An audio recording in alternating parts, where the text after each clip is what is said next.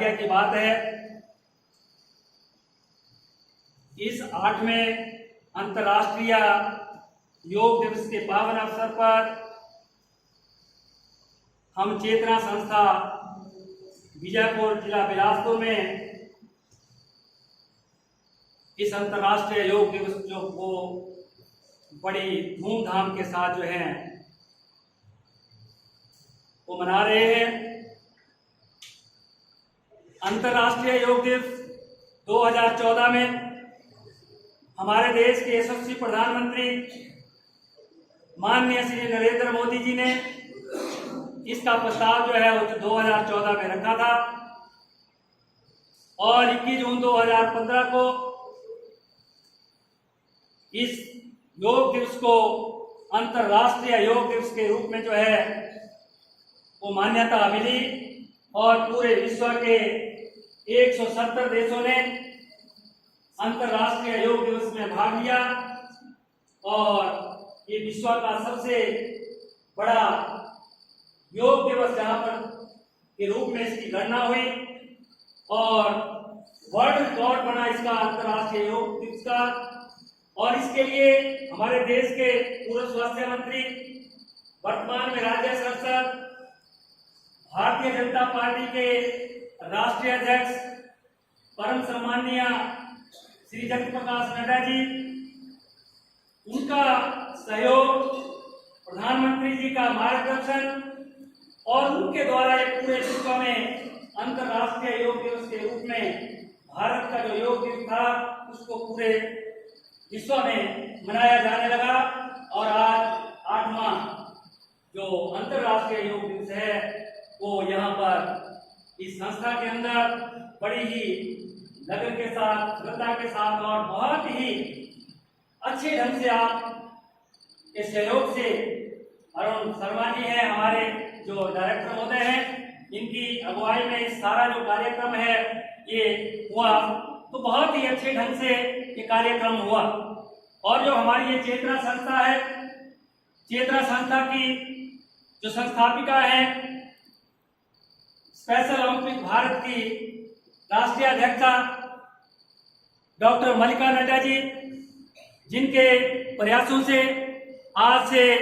24 वर्ष पूर्व ये संस्था जो है, चेतना संस्था जो है, इसने अपना कार्य जो है वो शुरू किया था। और आज ये चेतना संस्था जो है जिसको एक छोटे से नन्हे से पौधे के रूप में उन्होंने लगाया था और आज ये पौधा जो है एक विशाल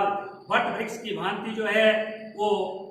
काम कर रहा है। और इतने दिव्यांग जो बच्चे हैं हमारे, जो राष्ट्र की धरोहर है, ये यहाँ पर शिक्षा ग्रहण कर रहे हैं। इनके जीवन के स्तर को सुधारने के लिए मैडम जी ने यहाँ चेतना संस्था में ही नहीं, जिला स्तर पर ही नहीं और राष्ट्रीय स्तर पर ही नहीं, अंतर्राष्ट्रीय स्तर तक जो है इन बच्चों को पहुंचाया है। और इन बच्चों ने लाखों रुपए के, जो हमारी चेतना संस्था के बच्चे हैं, इन्होंने लाखों रुपए के जो इनाम है वो इस चेतना संस्था के लिए जो है वहां से जीत कर जो है वो खेलों में मेडल और इनाम जो है लाए हैं। तो आदमी की जो दूरगामी सोच होती है उसके परिणाम जो हैं वो बहुत अच्छे होते हैं। तो मैडम जी ने जिस समय चलाया था इस संस्था को तो उनके मन में एक विचार था कि हमारे जिले के, हमारे प्रदेश के जो ऐसे बच्चे हैं, जो दिव्यांग बच्चे हैं, जिन बच्चों की कोई बात नहीं करता था, जिनके बच्चों से घृणा की जाती थी, उन बच्चों को मैडम कितना प्यार करते हैं आप स्वयं देखते हैं। जब संस्था के अंदर आते हैं तो बच्चों के साथ, हर बच्चे के साथ, बच्ची के साथ उनका स्नेह, प्यार और जो लगन है इन बच्चों के प्रति वो वास्तव में सराहनीय है। और आप देख रहे हैं कि किस तरह से, इस तरह से समाज सेवा का कार्य जो है वो लगातार 24 वर्षों से निरंतर इस सेवा कार्य को कर रहे हैं। तो आज इस पावन अवसर पर ये जो अंतर्राष्ट्रीय योग दिवस है, इस योग दिवस के ऊपर हम लोगों को ये प्रण लेना चाहिए कि योग जो है ये हमारा पार्ट ऑफ लाइफ नहीं होना चाहिए, ये वे ऑफ लाइफ होना चाहिए। आज मोदी जी ने भी कहा, मोदी जी ने अपने भाषण में सुबह जब योग दिवस हो रहा था, तो उन्होंने ये संदेश दिया हम सभी के लोगों के लिए, इसको केवल हिस्सा नहीं माने, इसको जीवन जीने की एक कला माने। और हर घर में जब योग होगा तो हर व्यक्ति निरोग होगा।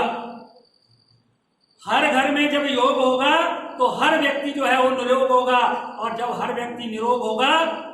तो हमारा राष्ट्र जो है वो सशक्त होगा, और जब राष्ट्र सशक्त होगा तो दुनिया में विश्वगुरु वो समय अब दूर नहीं है। और मोदी जी का जो सपना है कि हमारा देश भारतवर्ष जो है वो जिस तरह पहले विश्वगुरु था, अब विश्वगुरु का दर्जा जो है वो प्राप्त करेगा। ये हमें पूर्ण विश्वास है कि जल्दी ही हमारा देश विश्वगुरु का दर्जा जो है पूरे विश्व में प्राप्त करेगा। और आप लोगों ने अपने जीवन में योग को अपने जीवन का अभिन्न अंग बनाना है। हर रोज आप यहाँ पर आए, अपने माता पिता को, अपने भाई बहनों को,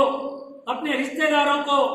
हर व्यक्ति को ये बताना है कि सुबह हर रोज जो है